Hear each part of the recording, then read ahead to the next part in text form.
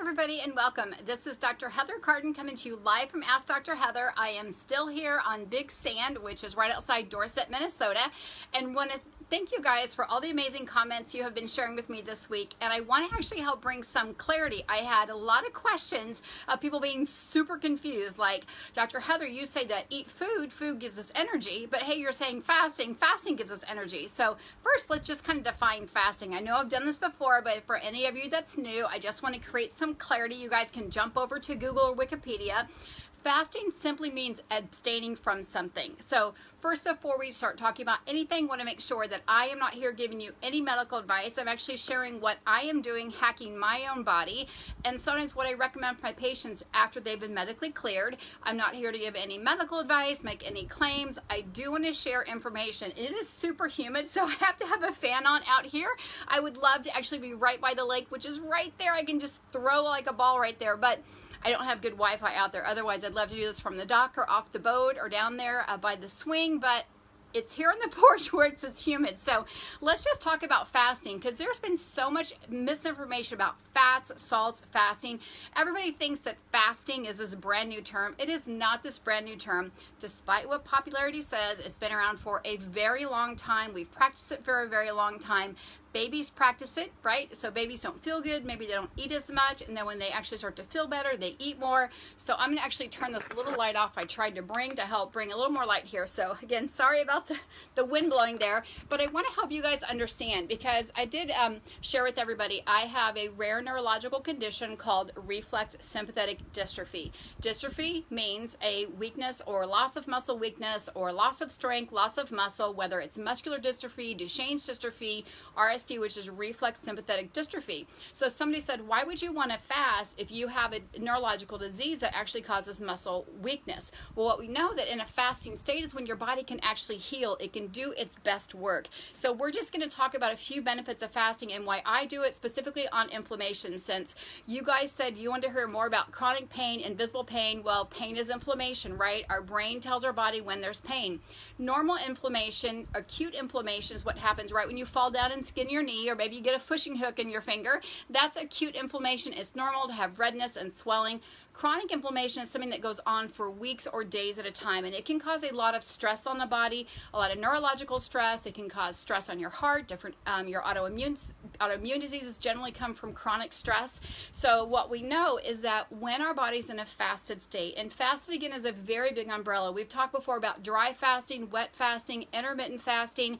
Fasting just means that you're abstaining from some food and or some drink. But I do want to make sure that people are clear that fasting is really no calories. So yes, you could have some bone broth. Yes, you can have some exogenous ketones. Yes, you can have some coffee that has no calories, or a bunch of herbal tea, water for sure. But oftentimes people try to modify that, and they actually just try to lower calories. Well, if you're on a lower calorie, we actually know that a calorie restricted will actually slow down your metabolism, where a fasted state will actually increase your metabolism. So if you decide not to eat for a little bit of time, maybe 12 hours, maybe 24, maybe 72 hours, what that means is that your body's going to go in and dive into your fat cells. And most of us have some fat stores out there somewhere in our body, or tummy, or thighs, or legs, or stomach, other places like that. And we know that our liver can go grab those and make ketones and give our body energy. We also know there's more nerves in our gut than our spinal cord. So if we're eating 12 to 15 hours a day, our nervous system never has a chance to relax. I know I've talked about this before, but want to cover it just as a premises. So how does someone who has a rare neurological disease, a dystrophy, get stronger while they're fasting? Why would you want to fast? Well, first I want to preface this is that I've been talking about this with my husband. I did my blood work. I've checked my blood pressure. I've been medically cleared to do fasting. There's a hospital over in Germany doing 21-day fast with thousands of people. They're not getting electrolyte imbalance, or insulin is not yo-yoing around, because you only need insulin when you eat protein and carbohydrates. So if you're not eating protein and carbohydrate, it makes sense your body doesn't need insulin, that your insulin's not going to yo-yo around. So one of the first things you're going to see in some cited studies, you can pop over to Dr. Jason Fung's, or I'll put some more clinical research down here below. I did post an article 2 days ago about the benefits of fasting from a peer-reviewed person in the space, which means they've done their research. They're citing clinical articles from major universities. that when we actually take a few hours off of eating, it allows our body to go fight those precancerous cells. It allows our immune system to rest and repair. It allows our nervous system to rest and repair. So we know that there's sugar increases inflammation. We know fatty foods increase omega-6s, which increase inflammation. So if your body's always trying to break down food, fighting sugar, fighting fried food, fighting processed food, it makes sense it's never going to be able to rest and stop inflammatory process from happening because you're feeding it all the time. The nervous system never gets a break. It's kind of like we've got a 1977 golf cart around here. It's a real gem if you guys haven't seen one from the 1970s, but the throttle gets stuck. And that's what happens when you're going, you're not sleeping enough, you're eating all the time, you're late night snacking, you're waking up, because if you're late night snacking like 10 to 11 o'clock p.m., it takes about 4 hours for the nervous system to calm back down. It's 2 or 3 before your nervous system has calmed back down, and you're waking up at 6, you're waking up tired, and you're waking up carbohydrate hungover, sleep deprived, which does not allow your body to rest or allow your immune system to rest. And when we talk about health conditions, it's a triad of health. I've got a 3-legged table right here, but 3 legs. So one is going to be physical stress. I had a physical accident. I broke and smashed my leg, right? Then there's a mental, emotional component to it. And then there's a chemical component, which could be cancer or Lyme disease, HIV, candida infection, nutritional infection, food allergies. Any of those things are just as important as something else. So one of them shifts the other way, it will cause everything else to go out of balance. So what are the benefits of fasting? Again, not calorie reduction, but truly fasting, approved by your doctor. Make sure you're drinking plenty of water, because remember, oxygen's most important. So I've been doing a lot of breathing exercises and talking about that. I'm definitely drinking a lot of water because that's the second most nutrient that our body needs. But when we start to talk about absence of food and what we're doing without it, then what happens is when my body can rest, it allows my body to help fight inflammation.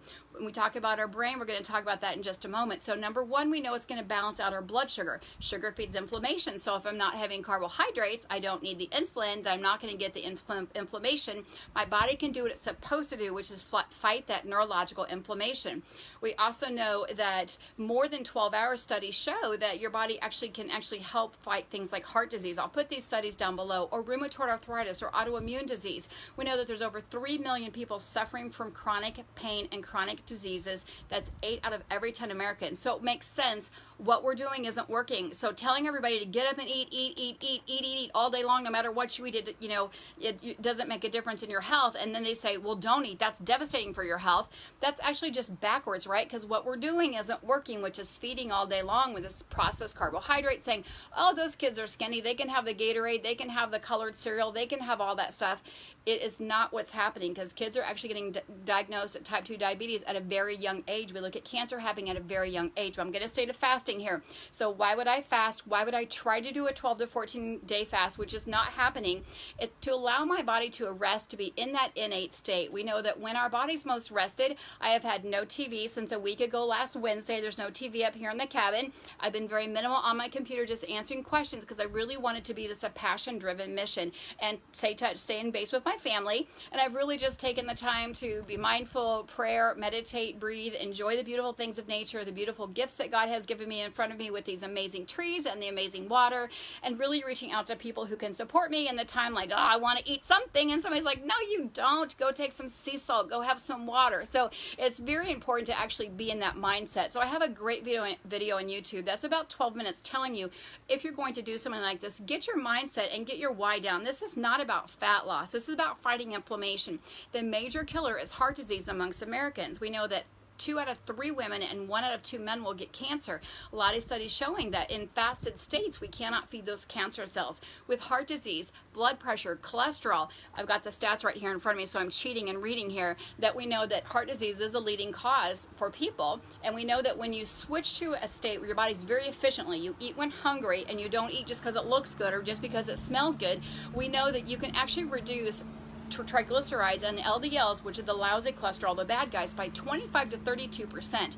This is non-medicated. This is simply by reducing the hours that you're feeding your body, to just simply reducing it by 30%. So if you're eating 12 hours of the day and you reduce that 30%, you only eat 8 hours a day, you could actually reduce your triglycerides and cholesterol by like 25 to 32%, because your liver has more time to be more efficient to get stuff moving. And if you have slower bowels, you have obesity, then all that stuff that's going to dump out, your body's also got to get rid of. We also know that fasting, and this is quoted, that it is the most powerful drug we have for the brain. fasting, the most powerful drug we can give to our brain. What tells us we're craving sugar? Our brain, right? What tells us about pain? It is our brain. So if we know that fasting is one of the best gifts we can give to our brain, because BDNF, it's called brain-derived neurofactor trophins, actually increase. That's when cells overturn. Neurogenic cells actually overturn in the brain in a fasted state because it's not worrying about stressing by watching TV or watching, negative shows or suicide shows or cop shows, whatever they are, watching dramas or listening to that bad music. My brain can actually rest. You're hearing the water out here now rolling up, that it gives my body that time to heal and regenerate. So I've definitely seen a decrease in inflammation, definitely seen an increase in activity for me, definitely seen a decrease in coloring. If you guys have seen my feet, it's called allodynia. They're red and purple and hot and fiery and cold all the time. I've definitely seen a reduction in that, allowing my brain to rest and setting myself in an environment that is my anchor. And I think when you're talking about why you want to improve your health, no matter what it is, what is your anchor? Is your anchor your family? Is it for an event coming up? Make sure that you are clear about what that anchor is when you want to start doing something. Very simply, just like intermittent fasting. And intermittent fasting can still boost your metabolism. They found that, again, you don't want to do low calorie, but the intermittent fasting will actually increase your metabolism, and that would be days alternating. So maybe only eating 8 hours a day outside those windows, having water, some herbal teas, some coffee, things like that if your adrenal glands aren't out of balance. We also know that it will promote fat loss. Now, low calorie doesn't promote fat loss. Low calorie simply promotes a drop in your survival mode, a drop in your basal metabolic rate, and also your lean muscle mass. We don't want to do that. We actually want to increase our basal metabolic rate as we age, and we want to preserve lean muscle mass. So if we know that that's a gift we can give our brain, brain tells us about pain, brain tells our body, hey, go fight that inflammation. If we can give it a rest, then we have a better chance of fighting inflammation. 3 million adults, 8 out of 10 have chronic inflammation. We talked about chronic inflammation, hidden diseases. If you didn't see it, that can be things like infertility is a hidden, invisible chronic illness. Thyroiditis, ulcerative colitis, Alzheimer's, dementia, anxiety, all those things are invisible diseases to some people. Or chronic regional pain syndrome we're talking about, because I said I would share my story a little bit. So when we talk about boosting your metabolism, well, we also know that on men do, I think, it's almost 5 times more. So human growth hormone is kind of our anti-aging hormone. If men fast 24 to 48 hours, there are some studies showing that men increase or HGH your human growth hormone, your anti-aging hormone, so you don't have to go buy that cream everybody's emailing me about. Your body actually makes it in a fasted state because your body's resting. It's actually making human growth hormone. Think of that baby that sleeps all the time, right? When the body's resting, it's not eating or feeding, your body's able to make that human growth hormone, which is a protein hormone your body absolutely needs for anti-aging. So that's super important as we talk about accelerating aging. So if you're overstressed all the time, the TV's on, the blue light's on, you're around emotional stress, maybe you have physical stress, and then you put yourself in today's society with everything else and bombarded with work and other health concerns, then you know that you're just going to amplify all that stuff, and we're all really trying to just pull the reins back. So I'm here to say the truth of it is that fasting is safe and controlled by a physician. It is safe to do intermittent fasting every day. I do not want you eating while you're sleeping. I think a big goal, which we've really talked about this last 3 weeks, is identifying when you're hungry. People don't know when they're hungry. I had a couple patients in before I left for my holiday and said, what does hunger feel like? Like, I'm used to eating 3 meals a day. And if we start talking about, and I wrote it down here, that the most powerful gift we can give our brain is fasting. And then I've had grandparents, and my great aunt was actually in a nursing home. They're waking up, they're feeding all the time. There's ketchups and syrups at the table. If you go to a cardiac rehab center, my mom had to go there after her quadruple bypass. What do they have on the table? They have salt and ketchup and condiments and syrup and ice cream bar every night. Well, if we know fasting actually helps the brain stop aging, then why are we doing that? What we're doing isn't working. So if fasting seems like a weird term, because we've been told don't eat fats, don't fast, don't have salt, yet if you go to the emergency room, the first thing they give you is a saline bag, right? It's one of the most important nutrients. So again, check with your doctor before you make any nutritional changes.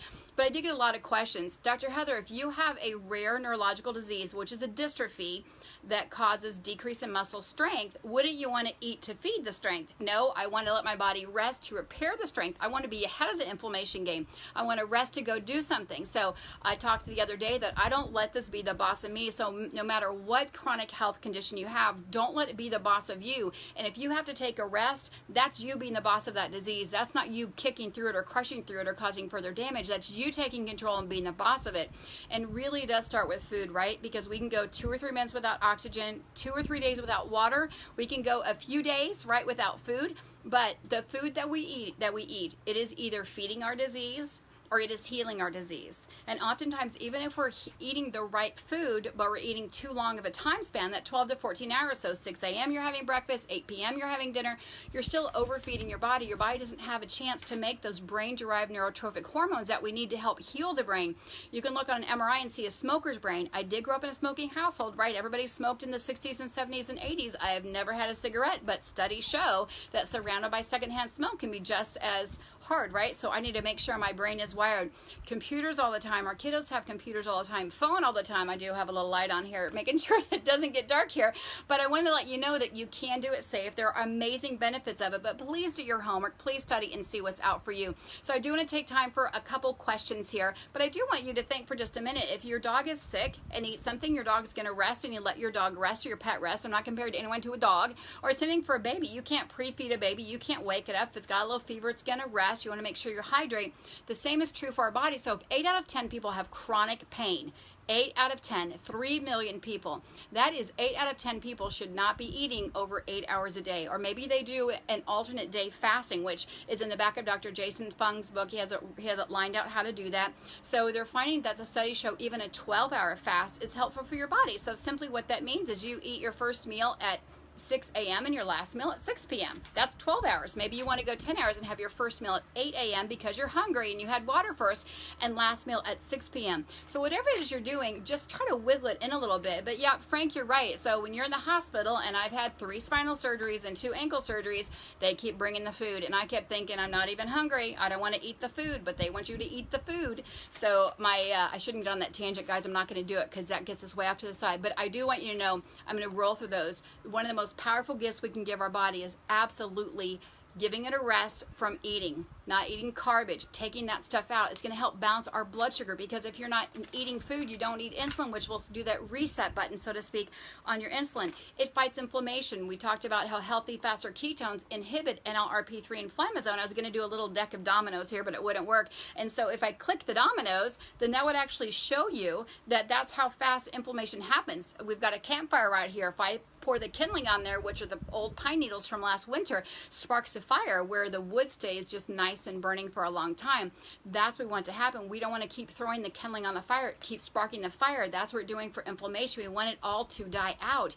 And think about log or campfire here. I post on Instagram. If I let that campfire die out, then it's going to go away. The heat's going to go away. The inflammation is going to go away. Everything's going to settle down. But if I keep blowing on it, I keep throwing on it. Blowing on it would be just working all the time, overworking out, overworking your job, running, or throwing all that kindling. Instead of it being woody pine needles, it's going to be garbage, it's going to be soda, it's going to be sugar, throwing all that on there. The inflammation never comes down. We know that through fasting, at least 24 hours, especially for men, it's only 3 for women, increased human growth hormone. People are buying injections and shots and creams. You guys, your body makes it if you give your body a rest. And we also want to talk about just anti-aging and longevity for our brain. So if we reduce the inflammation, we reduce our chance of having Alzheimer's, which is type 3 diabetes. It makes sense that we need to give our body a break. The 6 meals, 2 snacks a day is not working. 1977, we ate 3 meals a day. 2005, because the pyramid was made in 1977, the SAD pyramid, we went to 5 meals. That's 3 meals and 2 snacks a day. And I heard a thing that we actually throw away 40% of our food. I also heard a stat that if we reduced our meal consumption by 1 meal, we could almost eradicate world hunger. I know I close with this every single time because we see all those stats and studies about kids, right? And so, Kevin, great question. What about energy drinks? So let's not be confused. Energy is one of 2 things. It is either glucose or ketones. That's the energy that our body uses. Caffeine is not an energy source. Ginkgo is not an energy source. Phentermine is not an energy source.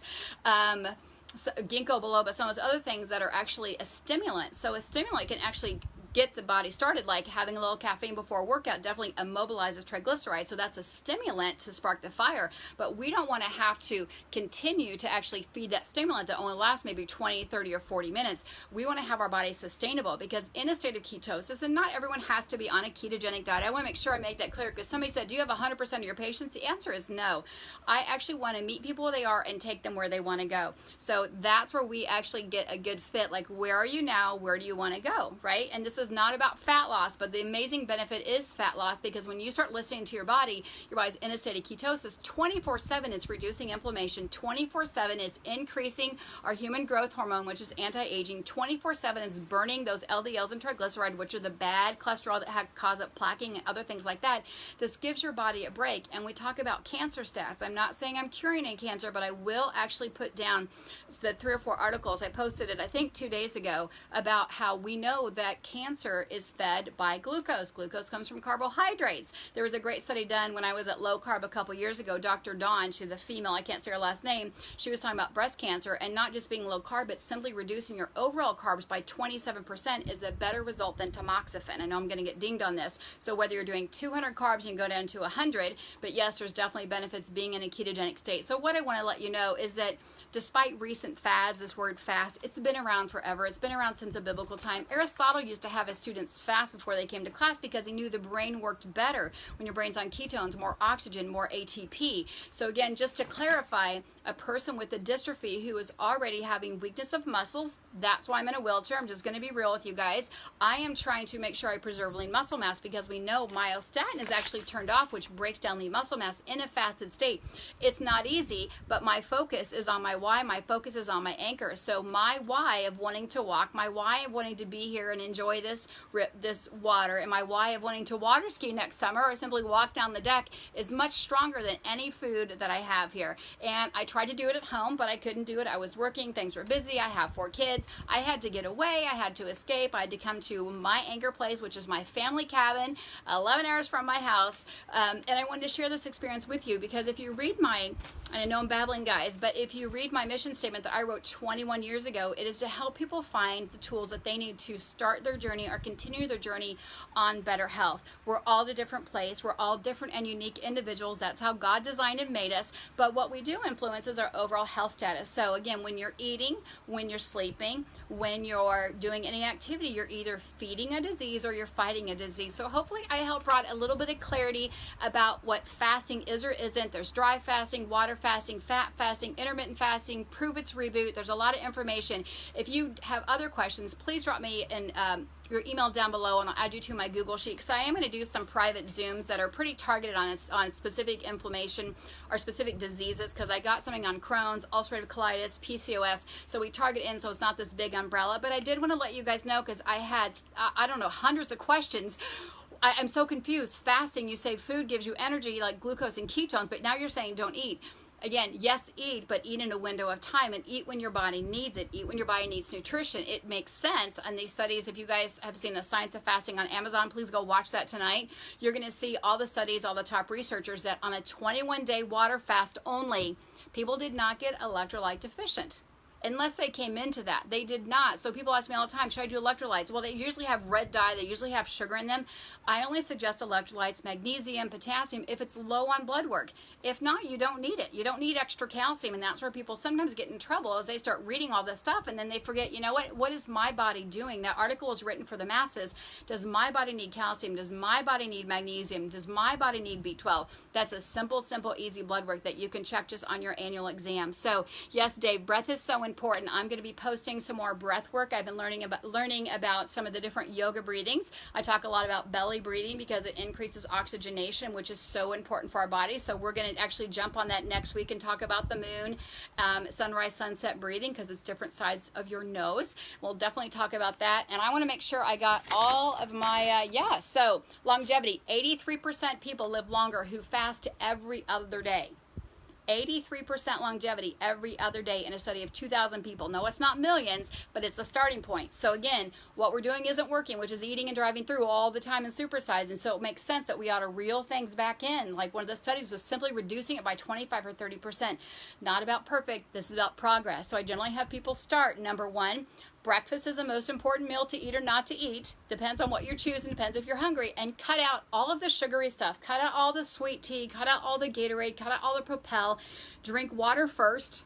Our bodies are 70% water. That's how we wash everything out. So if you have bowel issues, the large intestine's function is actually to reabsorb water and get ready for evacuation and make antibodies. So you've got to get water in your body to help wash out all that stuff. So I hope I brought some clarity to this question. And I want to thank you guys for all the questions and inspiring me. I did do a video on my personal page where I took a few steps. You guys, it is hot and humid. Look, talk about water and sweating. Holy humidity. Here. I want to make sure that I do touch on your questions, and oftentimes it's easier for me to just jump on here and shout them out. And Teresa, I got your email there, and Patty will definitely add you to that. But I want you to actually just take a food journal. Write down what you're eating, and before you put it in your mouth, why are you eating it? So, halt. Am I eating because I'm hungry? Am I eating because I'm angry? Am I eating it because I'm lonely? Am I eating because I'm tired? Like I'm eating that quick energy, that kindling on the fire we talked about all the time. So identify if you're hungry. If you're hungry, please eat. And again, they talked about 83% doing an alternate day fasting. I think anybody can do 10 or 12 hours. If you are a diabetic, please check your blood sugar. If you are under any type of medical care, please check with your healthcare provider before doing anything. But I'm pretty sure every doctor will say don't eat in the middle of the night. Pretty sure about that.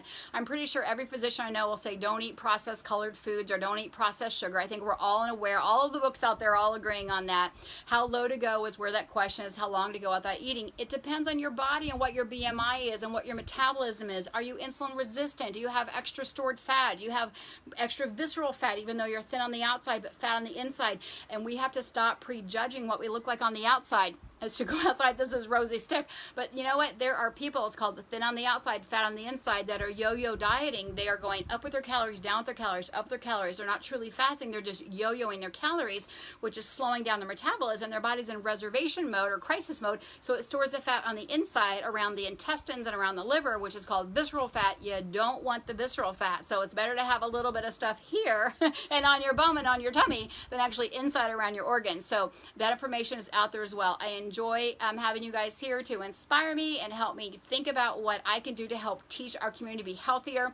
Want to let you know, if you guys are brand new, you can download a free guide on AskDrHeather.net. I always say download my guide to kickstart your day in the right way. It's a food list that I give all my patients at autoimmune friendly. There's no soy, there's very limited dairy, there's grass-fed butter, but that's a whole other conversation about me and the dairy and what it feeds inflammation. It's only meant to get a baby cow to a calf to 2,000 pounds in 2 years. So you'll see no dairy on there. You'll see limited fruits like avocados and tomatoes and limes and lemons, but there's also some breakfast ideas that maybe you hadn't thought of before. So hopefully that will actually help you get your day started in the right way. Simply go to AskDrHeather.net and you can download that. I also have about 4 videos on YouTube video, which is Ask Dr. Heather. That's simple, nothing fancy. And I've got putting your mindset in the right place for doing a fast, which is again eliminating the stress in your environment, getting rid of the shows, getting rid of the TV or music. Maybe you need to reorganize your home or your office or take some time off work to give your body that break it needs, because we only have one vessel. This is all we get. We can get sometimes some donated organs,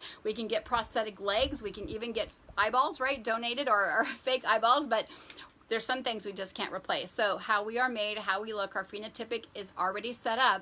The way that we end this life is called lifestyle loads the gun. And if it gets fired, it's either the perfect storm or the stress or the way that we did not take care of our vessel. I know a lot of us back in the 80s didn't know, right? Eat 6 meals a day. Don't eat any fat. Fat-free this, fat-free that. So watch Fed Up by Katie Couric. That was out about 5 years ago. Watch The Magic Bullet. Don't just take my information. Go Google the research out there. On my blog, if you go to categories, I do have a lot of clinical data there and clinical reports from PubMed and other places. So you can see I'm just regurgitating what I'm learning and piecing together. So thank you guys for joining me, and I hope that actually straightened out that you actually can get a lot of energy when you don't eat, that actually the food that you're eating in garbage is actually causing terrible havoc on energy sources in your body. So think of that campfire. We want it to go away at night, sleep all day. I'm definitely not going to start that campfire in the morning because I am hot. So I'm not going to start it until it starts to cool down. The same thing for your body. When your body's hungry, it's ready to roll. It's when it needs food. So again, thank you guys for joining me. I feel blessed every time somebody jumps on. Please share this. Please tag a friend. It's all about education. It's all about learning. I am going to take 1 second here to turn around so you guys can enjoy my amazing view here of the lake. There is the hammock that my kids have all enjoyed reading a book in many times a day. We've got let me see if I can get a picture of the dock. The loons are not out yet, but there's my dock, there's my campfire station and canoe. So just a beautiful, beautiful day here in Minnesota. We've got a couple more cabins right down there, and then our lovely, lovely walk that I took a few steps on the other day. So thank you guys again. Please share this, and please, if you have questions, if I was unclear because I talked too fast, let me know. You guys have a blessed day, and I'll be seeing you at our regular time on Thursday evening, 7:30 p.m. Central Standard Time. We're going to talk about hormones, infertility, PCOS, andropause for you men out there. We're going to talk about a little bit of thyroid, but we're not going to focus too much on thyroid, more about PMS, andropause, people who've had hysterectomies or had some of their stuff removed, or people who are having a lot of difficulty with, like we talked about, infertility and PCOS. It's a huge topic. People always say, can you talk about this? Talk about this. Yes, we're going to talk about aromatase. We're going to talk about excess estrogen. We're going to talk about food as medicine for your body. So you guys have an amazing night. I feel blessed, and we'll see you guys later.